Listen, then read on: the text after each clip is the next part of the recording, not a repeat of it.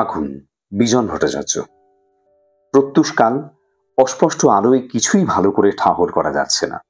সাংসারিক টুকিটাকি জিনিসপত্রগুলো দেখাচ্ছে আবছা আবছা। অপরিচ্ছন্ন পরিবেশের মাঝখানে দেখা যায় একটা মেটে জ্বালা।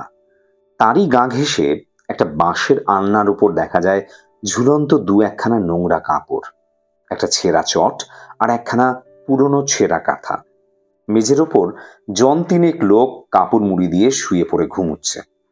খুব অস্পষ্ট নীল আলোয় স্টেজের একপাশে এদেরকে দেখা যাচ্ছে। একটা মোরগ ডেকে উঠল, একজন একটু নড়ে চড়ে পাশ ফিরল। ঘুমের ঘোরে কে যেন আপন মনেই বিড়বিড় করে উঠে চুপ করে গেল। মোরগটা আবার ডেকে উঠল, একটু চুপচাপ। দূর গায়ের আজানের শব্দ কানে ভেসে আসছে। একটা কাক ডানা ঝাপটে ডেকে উঠল, আবার একটু চুপচাপ। মোরগটা আবার ডেকে উঠল। একটু পরে একটা হাই তোলা শব্দ কানে এলো। মনে হলো কে যেন আর মোড়াও ভাঙছে।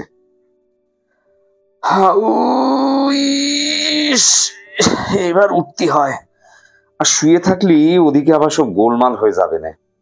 বুঝিস তো ঠেলাটা, মুনিসাত কাল দেরিতে যাইয়ে একদম সেই নাইনির পেছনে। ওদিকে সাল পাতি পাতি সেই বেলা 12টা। তাতেও আবার কথা আছে, সাল পাবা কি পাবা না, হয়তো পালেই না। করুণের মা তো দেখলাম কাল শুধু হাতে ফিরে এলো। একটা বিড়ি ধরায় লোকটা শুয়ে শুয়ে। অস্পষ্ট আলোয় বিড়ির আগুনের আনাগোনা বেশ সুস্পষ্ট। এই নেত্য, বলি শীতপাত হয়ে ঘুমুচ্ছিস যে বড় আরামে? এদিকে ফর্সা হয়ে এলো, খেয়াল আছে? উঠে পড় উঠে পড়, সালাদার পাতি হবে না নে, দেখিস কেন। আবার একটু চুপচাপ। লোকটা পাশ ফিরে শুয়ে বিড়ি টানে। হঠাৎ উঠে বসে গা জেরে। না, এই রকম ভাবে সব সময় নষ্ট করলি হইছে আর কি। হ্যাঁ রে ও নেত্তর মা, ওট এই বেলা, আর কত ঘুমবি কদিনই। কলমি শাক, দাঁতন কাঠি আর কলা টলা যা কিছু রাখিস কপ করে গোছায় নে। ওইগুলো বিক্রি করে শেষ পরে তো নাই নিগে চাল কিনবি। যত সকালে যাবি ততই ভালো। নে উঠে পড়, আর দেরি করিস নে কই। উঠলি নে এখনো? তো থাক শুয়ে তোরা, আমি চললাম। গামছাখানা বার দুয়েক ঝেড়ে কাঁধের ওপর ফেলে লোকটা ব্যস্তভাবে বেরিয়ে পড়ে। একটু পরেই উঠে বসে নেত্তর মা। নেত্তর গায়ে ঠেলা মেরে বলে, নিতাই, নিতু, ও বাবা নেত্য, নে উঠে পড় বাবা এই বেলা। একটা মোরগ ডেকে উঠল দূরে, একটা কুকুর ডাকছে শোনা যায়। নেত্য, কি হইছে কি সকালবেলায়? আচ্ছা তাল হইছে রোজ সকালে, একটু ঘুমানোর জো নেই? কি এক নাইনির তাল হইছে? নেত্তর মা, ঘুমোসক্ষণ বাবা ঘুমোসক্ষণ, দুপুরবেলা ঘুমোসক্ষণ। এখন চল নে, নে উঠে পড় খপ করে। নেত্তর মা তাড়াতাড়ি ওর বাজারের সওদাগুলো একটা ঝুড়িতে গোটো করে আনে। কলমি শাকগুলোর ওপর নেত্তর মা বার দুয়েক জলের ছিটে দিয়ে নেয়, তারপর ছেলেকে নিয়ে দ্রুত পদে বেরিয়ে পড়ে। দ্বিতীয় দৃশ্য। প্রথম দৃশ্যটা শেষ হতেই অস্পষ্ট নীল আলোর ফোকাসটা দ্বিতীয় দৃশ্যের ওপর এসে পড়ে। একখানা চালা ঘর, সামনে এক ফালি উঠোন, ঘরের চৌকাঠের পাশে দাঁড়িয়ে একজন কৃষাণী, আর বাইরের খোলা জায়গাটা দাঁড়িয়ে জনৈক কৃষাণ। খালি গা, হাঁটু পর্যন্ত কাপড় গুটানো, মাথায় গামছা ফেটা বাঁধা, হাতের কাস্তে দিয়ে পিঠ চুলকাচ্ছে। কৃষাণ, এই আর কটা দিন বউ বুঝলি, তারপর কলে কষ্টে এই চৈতালির ফসলগুলো মাথায় তুলতে পারলি হয়। কিছুদিনের মতো নিশ্চিন্তি, কি বলিস? ও মা, তা কথা কইতে কি হচ্ছি তোর? মুখ পানে চাইয়ে শুধু দাঁড়ায় আছিস। ওরকম করে চাইস নে, সকালবেলায় কাজ পণ্ড করিস নে বউ, এ কয়ে দিলাম। বউ দুলে ওঠে, এই চৈতালির ফসলটা মাথায় তুলবো না, থাক আর বলে কি হবে। মনে মনে এই পর্যন্ত তো কত কিছু করব বলে ঠিক করলাম, পারলাম কই এখন তোরই। দেখি আর কটা দিন একটু কষ্ট কর, আর দেখ একটু তাড়াতাড়ি ফিরিস। মাঠের তে ফিরে এসে ধরে জানার প্রাণ তিষ্ঠুতি চায় না। তুই আসবি সেই দুটোয়, তারপর রাঁধবি, তারপর খাবো।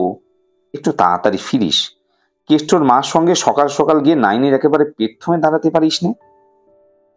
বাইরে একটা গরু হামলে উঠল। কিষাণ গরুকে লক্ষ্য করে বলে, আরে যাই, মাঠে যাবার জন্য একেবারে পাগল হয়ে উঠেছো এর মধ্যে। তা ওই কথা বুঝলি, কেষ্টর মার সঙ্গে আগে আগে গিয়ে নাইনের একেবারে সে পেট থমে দাঁড়াবি। ফের আবার ওই রকম করে তাকাচ্ছিস মুখে পানে। তৃতীয় দৃশ্য। দৃশ্যান্তর হতেই নীল আলোর ফোকাসটা শর্ট করে সরে গিয়ে অন্য দৃশ্যের ওপর গিয়ে পড়ে। দূরে কলের ভো শোনা যাচ্ছে, আর এদিকে ছোট একটা বারান্দার উপরে উবু হয়ে বসে আছে সতীশ। কারখানা জনৈক শ্রমিক। কাক ডাকছে সকালবেলা। ঘরের ভিতর ঘুমোচ্ছে সতীশের বউ মেয়ে, তাদের দেখা যাচ্ছে না। সতীশ বারান্দার উপর বসে আপন মনে বিড়ি টেনে চলেছে। খালি গা, মাথার চুল উস্কো খুস্কো, মজবুত শরীর। বিড়িটা শেষ করে ফেলে দিল তার সামনে। তারপর মাথা চুলের মধ্যে হাত গুজে বসল। একটু পরে ঘাড় বেঁকিয়ে ও তার ঘুমন্ত মেয়েকে লক্ষ্য করে বলে ওঠে, আরে ওয়ে ফুলকি, ফুলকি উঠলি? বাপরে ঘুম! যে যেমনি মা তা তেমনি বেটি। কুম্ভকর্ণ আর বলে কাকে? সেই সাজের বেলায় শুইছিস বিছানায়। একটু পরে সতীশ তার সহকর্মীকে ডাকে, আরে জুরন, জুরন উঠেছিস? বাইরে থেকে উত্তর আসে, আরে বল না বে, তা কি যাচ্ছিস নাকি কাজে? আরে হ্যাঁ রে, তুই তুই কারখানায় যাচ্ছিস না? আরে কারখানায় যাবো না তো যাবো কোন চুলোয়? কিন্তু এদিকে যে ভারী মুশকিলেই পড়লাম। মুশকিলটা সে কি হলো? আরে সে কি বলবো মুশকিলের কথা? তোর কি, একলা মানুষ, খাচ্ছিস দাচ্ছিস, ফুর্তি করে ঘুরে বেড়াচ্ছিস, 2-4 পয়সা বেশি দিয়ে হয়তো হোটেলেই খেয়ে নিলি। কিন্তু আমার যে সেটি হবার উপায় নেই। শালা এই চাল ডালের কি উপায় করি রে বলতো? কেন রে, সে লাইনে দিচ্ছে না? আরে দুধ তো নিখুঁজি করলো তোর লাইনের। লাইনে তো বরাবরই দিচ্ছে, কিন্তু সে আবার শুধু হাতে ফিরে আসতে হচ্ছে। কাল সারাটা দিন দাঁড়িয়ে দাঁড়িয়ে ফুলকি আর ওর মা তো শুধু হাতে ফিরে এসেছে। রাত্রিরে এসে শেষে মিস্ত্রির কাছ থেকে পদের এক চাল কর্জ নিয়ে এসে তো পিত্তে রক্ষে করি। এখন সকালবেলায় তো আবার পেটে আগুন লেগে গেছে। শালা খিদে পেটে নিয়ে কি কাজে যেতে মন লাগে? যেমন হয়েছে শালা কোম্পানি 3 মাস হলো রোজই চাল ডাল দিচ্ছে। শালা কি করতে ইচ্ছে করে বলতো? জুরন, তাই বুঝি কোম্পানির ভরসা করে আছিস? তাহলেই সে হয়েছে। কেন বলতো? এ তুই বলছিস কি কোম্পানি ভরসা করবো না, দোকানের ভরসা করবো না, সে গাঁটের পয়সা ভি ভরসা করবো না? তো কাকে ভরসা করি বল? শালা কারবারে ঘেন্না ধরিয়ে দিলে। এই ফুলকি, আরে নিকুচি করলো তোর ঘুমের। বলি তোদের ঘুমের জন্য কি কারখানার গেট খোলা রাখবে নাকি? সেই কবে থেকে ডাকছি, বলছি কি আছে দে, দুটো খেয়ে বেরিয়ে পড়ি। যে ঠেলতে হবে সে আমার ঘানি সারা দিন মান। ফুঁসে ওঠে ওর বউ খিরি। খিরি, ঠেলতে হবে তো মেয়ে মানুষ কি করবে শুনি? নিজে হাতে করে আনলে তো কাল 1.5 পো চাল কর্জ করে, তার ভেতরে 1 পো চালের ভাত তো নিজেই খেলে। এখন সকালবেলায় তোমার পিন্ডি জোগাই করতে কে বলো তো? খামোকা চেঁচাচ্ছ ভোরবেলা? ও, খামোকা চেঁচাচ্ছি দেখলি তুই? তোর খিরি আজকাল বড় ট্যাক ট্যাকানি কথা হয়েছে। তো সে মুখের সাজা কিন্তু আমি একদিন আচ্ছা করে দিয়ে দেব। খিরি উত্তেজিত হয়ে, কি বাকি রেখেছো? পরনে নেই কাপড়, পেটে নেই ভাত, বড় সুখেই রেখেছো। আবার লম্বা চওড়া কথা, লজ্জা করে না? পুরুষ মানুষ তোমাকেই পেটথম দেখলাম। দেখো সে গে কেলোর বাবা কেলোর মাকে কি হালে রেখেছে। কি আমার পুরুষ মানুষ রে! সতীশ, দেখ মুখ সামলে কথা বলিস খিরি, এই বলে দিলাম, নইলে। লাথি মারল। খিরি আর্তনাদ করে, ওরে বাপরে গেলাম গো, মেরে ফেললো গো। ফুলকিও কেঁদে ওঠে। সতীশ, তোর মুখের সাজা আমি আজ ভালো করে দিয়ে যাব হারামজাদি। মা মেয়ের সমবেত চিৎকার শোনা যেতে থাকে। যা মর্গে যা। ছিটের হাফ শার্ট চাপিয়ে কাঁধের উপর গামছা ফেলে সতীশের বেগে প্রস্থান। চতুর্থ দৃশ্য। নীল আলোর ফোকাসটা এবার আরো একটু উজ্জ্বল মনে হয়। শট করে ফোকাসটা দৃশ্যান্তরের উপরে গিয়ে পড়ে।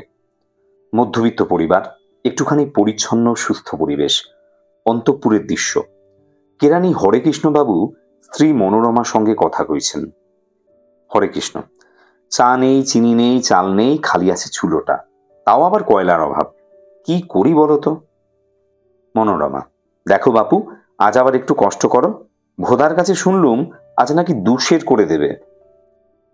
আহা, দেবে তো বুঝলুম, কিন্তু যাই কখন বলো তো? এদিকে বেলা 10টার মধ্যে অফিস, আর তোমার সে লাইনে বেলা 12টার এধারে তো কিছু পাবার আশা নেই। আর তাও যে পাবো তার কোনো স্থিরতা নেই। দোকানি হয়তো শেষকালে হাত উল্টে বলবে ফুরিয়ে গেছে। মহা মুশকিলেই পড়া গেল দেখছি। কেন, অফিস থেকে যে চাল ডাল দেবার কথা ছিল? থাক, আর অফিসের কথা তুলো না বাপু, একেবারে ঘেন্না ধরিয়ে দিলে। কেন? এ না শুনলুম তোমার মুখ থেকে সেদিন যে অফিস থেকে বাবুদের সব দেওয়া থোয়ার ব্যবস্থা হচ্ছে। তার কি হলো? হরেকৃষ্ণ বিরক্ত হয়ে, সেসব কেলেঙ্কারির কথা আর বলো না গিন্নি। বাবুদের নামে সস্তা দরে চাল ডাল এনে কর্তারা আবার সেগুলো চড়া দামে বাজারে ছাড়ছেন। ব্যবসা, খালি ব্যবসা। এদিকে লোকে জানছে যে আমরা খুব সস্তা দরে চাল ডাল পাচ্ছি, আসলে কিন্তু তার সুবিধে ভোগ করছে ম্যানেজার আর তার মো সাহেবরা। যে রক্ষক সেই হলো গিয়ে তোমার ভক্ষক। কাকে কি বলবে বলো? হয়েছে যত সব চোর ছেঁচড়ের আড্ডা। মনোরমা: দেখো যদি সেদিনকার মতো সিভিক গার্ডকে বলে কয়ে কিছু চিনি জোগাড় করতে পারো। কিন্তু চাল, চালের কি হবে? দেখি, দাও টাকাটা, ঘুরে আসি। মিছে ভেবে কি কিছু বার করতে পারবো? মনোরমা: ও কি ঠাকুর নমস্কার করে বেরোলে না? সুবিধে হবে বলে মনে করছো? আচ্ছা। দেবতার উদ্দেশ্যে প্রণাম জানিয়ে হরেকৃষ্ণবাবুর প্রস্থান। পঞ্চম দৃশ্য। দিবালোকে সবকিছু সমুজ্জ্বল। সারবন্দি একটা কিউ স্টেজের উপর দিয়ে একে বেঁকে দোকানের সামনে গিয়ে মিশেছে। হট্টগোল চলছে লাইনে। নানা সমস্যা নিয়ে নানান জনের গবেষণা। মুখর পরিবেশ। হরে কৃষ্ণ: উড়িষ্যা থেকে নাকি লক্ষ লক্ষ মন চাল এসে পড়েছে। এ চাল উঠলো কোথায়? সামনের একজন লোক তার সামনের একজন উড়িয়াকে দেখিয়ে দিয়ে বলে। প্রথম পুরুষ: এই যে মশাই, একে জিজ্ঞেস করুন। কিরে বল না, তোদের দেশেরই তো চাল। উড়িয়া: কর কৌচি। কথাও বুঝিস না এখনো? আরে তোর দেশের যে চাল আসবার কথা ছিল তার কি হলো? গুরুবাবু তাই জিজ্ঞেস করছেন। চাল এসেছে না সেফ তাল মারলি? হরে কৃষ্ণ: না তা ও তার খবর কোত্থেকে রাখবে বলুন? উড়িয়া: সোমও বলি পারিব না। প্রথম পুরুষ: বলি পারিব না তো থাক দাঁড়িয়ে রোদ্দুরের মধ্যে। বেশ তো থাকতিস বাবা দেশ ঘরে, কেন খামোকা মরতে এলি? উড়িয়া: সাউথ তো পোয়া যাইছে না বাবু। সেই কথাই তো বলছি, এত চাল গেল কোথায়? সহসা দোকানের দরজা হলে মোটা নাদুস নুদুস তেল কুচকুচে দোকানি, ফতুয়ার নিচের ভুড়িটা সব প্রকাশ। দোকানের সামনে গঙ্গা জল ছিটোচ্ছে। ক্যাশ বাক্সের ওপরে জ্বলছে ধুনুচি। সিদ্ধিদাতা গণেশকে একটা পেন নাম জানিয়ে দাড়ি পাল্লায় আঙুল ঠেকিয়ে মাথায় ছোঁয়ায়। তারপর দোকানি তার গদিতে চেপে বসে। দরজার পাল্লায় লটকানো বিজ্ঞাপন, খুচরো নাই। সঙ্গে সঙ্গে লাইনে সাড়া পড়ে যায়। সিভিক গার্ড ঘুরে যায় একবার লাইনের সামনে দিয়ে। সিভিক গার্ড: এই সব টিকিট আছে তো? নইলে কিন্তু চাল মিলবে না বলে দিচ্ছি। হরেকৃষ্ণ: কষের করে দেবে মশাই? যখন দেবে তখন দেখতেই পাবেন। খুচরো পয়সা সঙ্গে রেখেছেন তো? প্রথম পুরুষ: আমার কাছে কিন্তু টাকা। সিভিক গার্ড: ভাঙিয়ে নিয়ে আসুন মশাই, ও টাকা ফাঁকা চেঞ্জ দেওয়া চলবে না। চলবে না? আপনার কোন আইনে লেখা আছে মশাই সকলের কাছে যে খুচরো থাকবে এমন কি কোনো কথা ছিল? না থাকে তো নেবেন না চাল। ওসব আইনের কথা বলবেন আদালতে গিয়ে, এখানে নয়। হঠাৎ সিভিক গার্ড বো করে ছুটে গিয়ে একটা লোককে লাইন থেকে হিচড়ে টেনে বার করলো। ইয়ে, বাইরে থেকে এসে ভেতরে ঢুকে পড়ছো নবাবপুত্তর? দ্বিতীয় পুরুষ: আমি তো আগে থেকে এখানে দাঁড়িয়েছি মশাই, জিজ্ঞেস করুন না এই পাশের লোককে। কি মশাই, ছিলাম না আমি এখানে দাঁড়িয়ে, বলুন তো? তৃতীয় পুরুষ: হ্যাঁ হ্যাঁ, ওখানেই দাঁড়িয়েছিল, ছেড়ে দিন ওকে। দ্বিতীয় পুরুষ: সেই ভোর 5টা থেকে আমি বলে ঠিক সেই একই জায়গায় দাঁড়িয়ে আছি, আর বলে কিনা ছিলাম না। আচ্ছা তো জুলুম দেখি, কি করি এখন? কি করি এখন? কেন লাইন ছেড়ে বাইরে যেতে বলেছিল কে? কেন ছেড়েছিলেন লাইন? কি মুশকিল, তারও কৈফিয়ত দিতে হবে নাকি? তা হবে না? কোথাকার লোক কোত্থেকে এসে ভিড়ে পড়লো জানতে হবে না? কেন আগে থেকে সেরে আসতে কি হয়েছিল? খবরদার! সিভিক গার্ড হঠাৎ আবার অন্যদিকে ছুটে বেরিয়ে গেল। গিয়ে ঝট করে দুস্থ চেহারার একটা লোকের গালের ওপর চপেটাঘাত করে বসেছে। চালাকি পেয়েছো? লুটের মাল না? বারবার ঢুকছো বেরুচ্ছ, বেরুচ্ছ ঢুকছো, মামার বাড়ির আবদার আর কি। কোথায় চাল জমা করেছো দেখাবে, চলো তোমায় আমি পুলিশে দেবো, দাঁড়াও। চতুর্থ পুলিশ কাঁচু মাচু মুখ করে: এ কি বলছেন আপনি? লাইন ছেড়ে গেছি আমি? কি আশ্চর্য! চুপ চুপ, আবার ন্যাকা ন্যাকা কথা। কিছু দেখতে পাই না মনে করেছো না? তৃতীয় পুরুষ: কেন বেচারিকে খামোখা মারধর করছেন মশাই? লাইন ছেড়ে ও তো কোথাও যায়নি। এই আমারই সামনে তো ঘন্টাখানেক ধরে লোকটাকে ঠিক একই জায়গায় দাঁড়িয়ে দেখতে পাচ্ছি। ছি ছি, এসব কি অত্যাচার! সিভিক গার্ড: নিজের চোখে আপনি ওর সময় অবিশ্বাস করতে বলেন? হ্যাঁ তাই বলি। নজরটাও কি আপনার এক চোখে? চোখ তো আমাদেরও আছে নাকি? যে ঢুকেছে আপনি তাকে ধরতে না পেরে একজন নির্দোষ লোককে খামোখা মারধর করলেন। মুসলমান: ওর কি দোষ আছে মশাই যে আপনি মেরে বসলেন? তৃতীয় পুরুষ: ও সিভিক গার্ড হয়েছেন তো একেবারে মাথা কিনে নিয়েছেন। ইয়প, মুখ সামলে কথা বলো বলছি। তৃতীয় পুরুষ: কি আপনি মুখ সামলাতে এসেছেন মশাই? চাল নিলে একজন আর আপনি অন্য একজনকে ধরে পিটে দিলেন কেন? এ কোন দেশি শাসন মশাই? চতুর্থ পুরুষ: আমি বাবা কিছুই জানি নে, সে সকাল থেকে বলে দাঁড়িয়ে আছি দুটো চালের জন্য। তৃতীয় পুরুষ: লোকে পয়সা দিয়ে চাল নেবে, তার আবার ফুটুনি দেখো না? কেন আপনি মিথ্যে মিথ্যে ওকে বার করে দিলেন বলুন তো? সেই 5-6 ক্রোশ দূর থেকে এসেছে বেচারি দুটো চালের জন্য, উনি দিলেন তাকে বের করে?